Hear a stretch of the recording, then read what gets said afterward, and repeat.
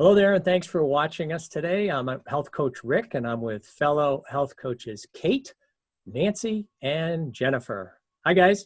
Hey, everyone. Hi. This is the first of 4 different videos that we're doing about how to avoid the biggest mistakes that can happen when starting to lose weight with the HMR plan, the pitfalls and how to avoid them, so to speak. So there are just by means of starting us off here, guys, we're really talking about getting a quick start.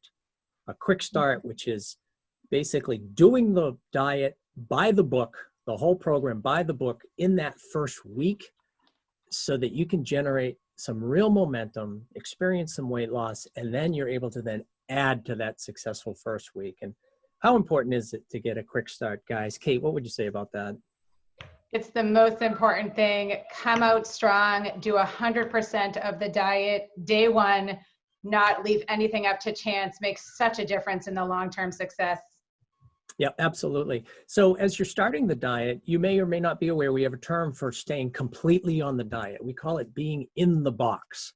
Nancy, just quickly define, what do we mean by that, being in the box? Yeah, it's a nice visual for people, but basically it means that everything that you eat is the components of the diet, and you don't eat any other food or drink any other beverages. So that means HMR foods if you're on decision free, or HMR foods and fruits and vegetables if you're on the healthy solutions diet. That's right. Great. And Rick, sometimes we use the phrase, no BLTs, no bites, licks, or tastes off the diet. Mm-hmm. Yeah, they're the obvious indiscretions, shall we say, and then the little ones that are so easy to rationalize. Even those can slow down your weight loss. Jen, you've seen that happen with many people you've worked with. What would you say about that? Yeah, absolutely. Because it's so easy to negotiate just a little bit of something and not think that it's going to be a big deal, but it just turns into bigger and bigger things potentially. So, or not potentially, that's what I've commonly seen. Typically. Yeah. Typically, yeah. Yeah. So it's all about having a super successful first week, getting a quick start. There are 4 things we're going to do in this video series to talk about how to do that. And the first one that we'll focus on here now is getting in your diet minimums every day with no exceptions to that. It just is such a difference maker. So there are a few different reasons why you want to do that specifically. I think we can cover the first one pretty quickly, guys. And the idea is when you are getting your minimums in every day, you're achieving the nutrition that you need to be losing weight safely. So Nancy, what is HMR known for? What would you say about losing weight safely? Well, you know, we are known for fast weight loss, right? But fast weight loss can sound like a crash diet, and that's not at all what we are. We're fast, but a healthy diet, and that's critical. That's what the minimums are for. That's right. Losing weight quickly, get to your goal faster, but doing it safely. So get those minimums in. Now, the next thing, this is a bigger category, which is getting the minimums in really creates the structure of the diet throughout the day.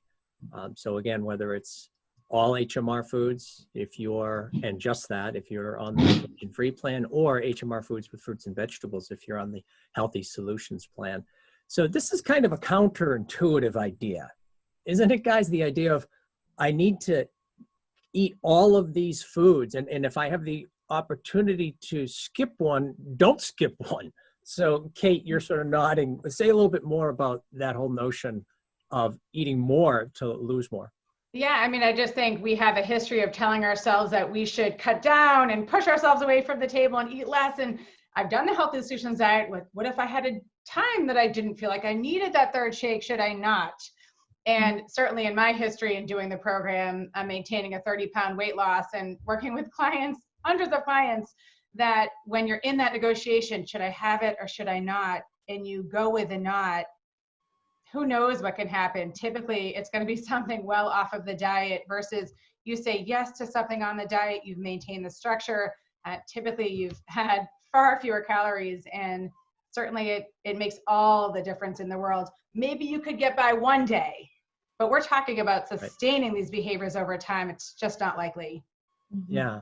Yeah. So it's like giving yourself permission to get the minimums and giving yourself permission to eat. Jennifer, all your work through the years with people, what have you noticed about when people don't meet the minimums? I mean, how would you describe how the diet is for them?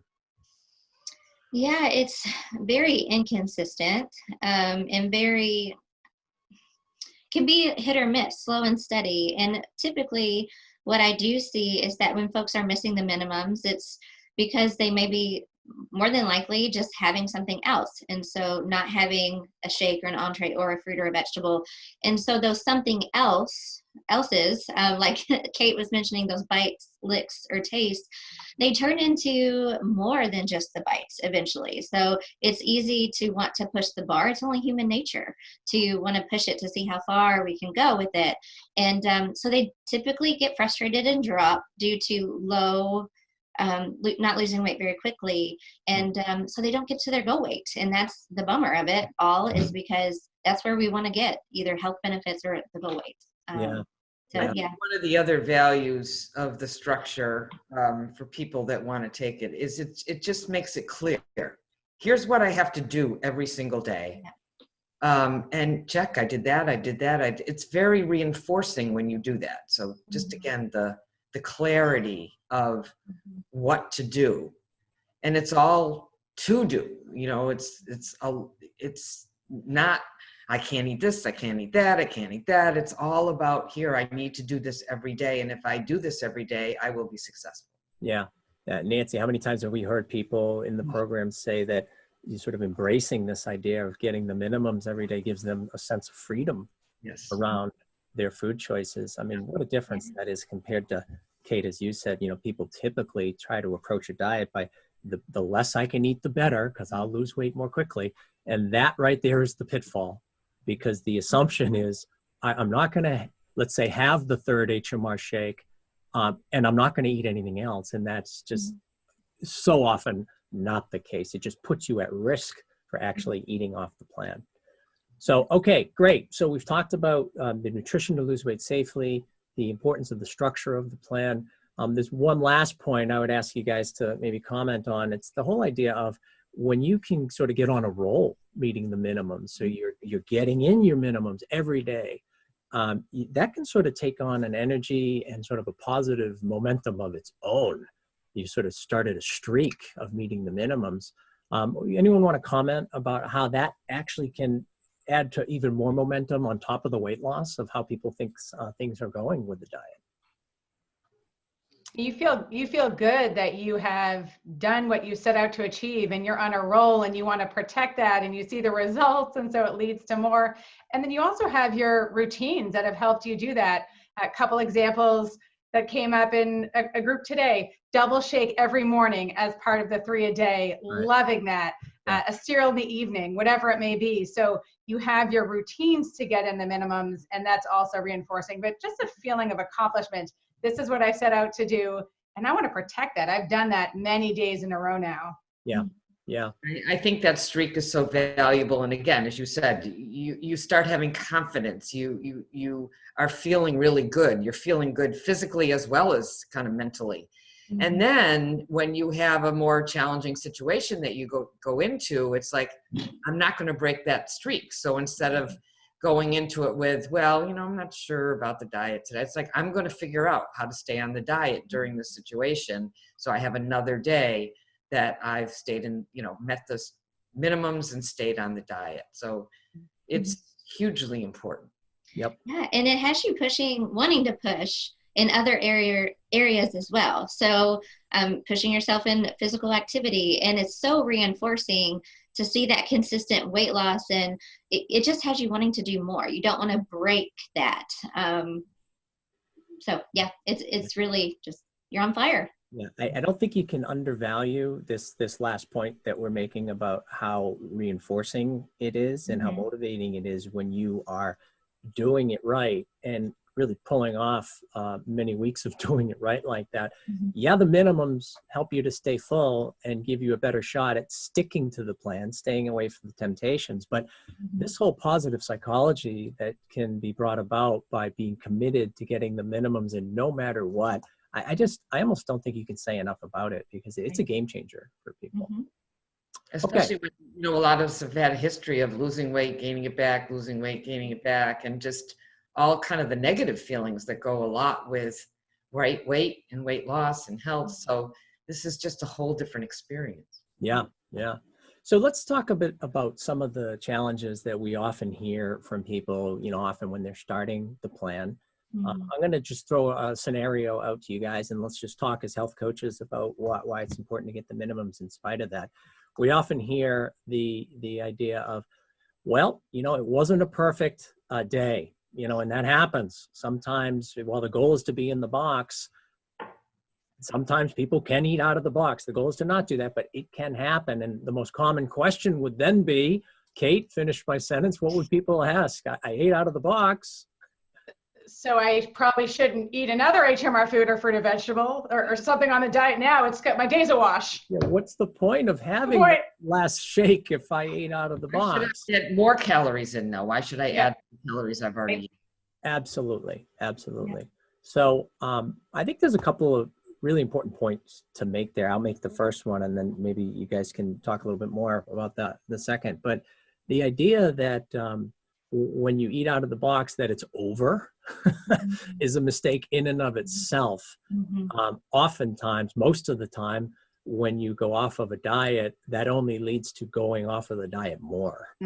So by getting in that last shake or that last entree or getting in all of your fruits and vegetables, regardless of if you ate off the plan or not, it sort of puts the proverbial stake in the ground again of I'm committed to the structure of the plan.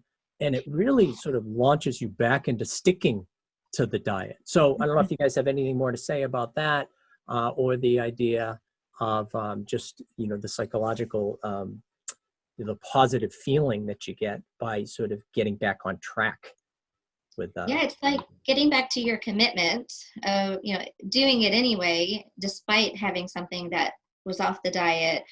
You get back to your commitment. And I don't know about you guys, but when I have something else, I'm not, like you mentioned, Rick, I'm not satisfied. And so if I don't go ahead and have the shake or the entree, I will go for more. And so instead of trying to white knuckle it, if I do happen to not be perfect, if my goal is to be on the diet, then I just immediately make a shake or immediately do something that's on, because I know if I don't, I could get into that thinking of, well, I've already blown it. I'm just going to really blow it, because that out of the box eating doesn't satisfy you. So kind of nipping it in the bud before it does get worse. Yeah, I view it as a skill that you're learning, which is to, you know, everybody has times where they go off track. It just happens. But if we can get back on track really quickly, you know, you're minimizing the damage, if you will, excuse the language. But, and so the other piece, again, is to not worry about the calories, the in-the-box calories. Have your minimums for the day, because the other thing is when you go to bed and you've met the minimums, even if you did eat off the diet, you met the minimums. You get up the next day, you're much more likely to meet them again and again, because you're keeping that streak going, which is so critical. Yeah, that's a really good point. So really, again, 2 points there. There's the eating something off the plan, and then that little voice of saying, well, the day is blown anyway, so why not just start fresh tomorrow? When you commit to getting in the minimums, even if you did eat off the plan, you sort of break that negative chain of thinking, which is a very powerful thing. And then Nancy, as you just said, the next day when you wake up and your streak is still intact, I'm still meeting the minimums every day, that just fuels more problem solving and can help to reinforce your commitment to tackle that next day, even with more energy and commitment. Yeah. All right, so let me throw another example out there. Here's a different one, guys. We've all heard this before. You know, a lot of people are volume eaters. I think everyone here in this conversation is a volume eater, but not everyone in the world is a volume eater. So sometimes we will hear, you know what, it's a lot of food to get in my minimums, and I can't fit it all in. So what's your response to that? Kate, start us off here. So someone's telling you, I can't fit it all in. What do you think about that? Well, I can appreciate where someone is coming from. I am a volume eater myself. I know not everyone is. And so it is a lot of food. And in fact, many people will say it's a lot more food than what I was eating before. It's totally different foods.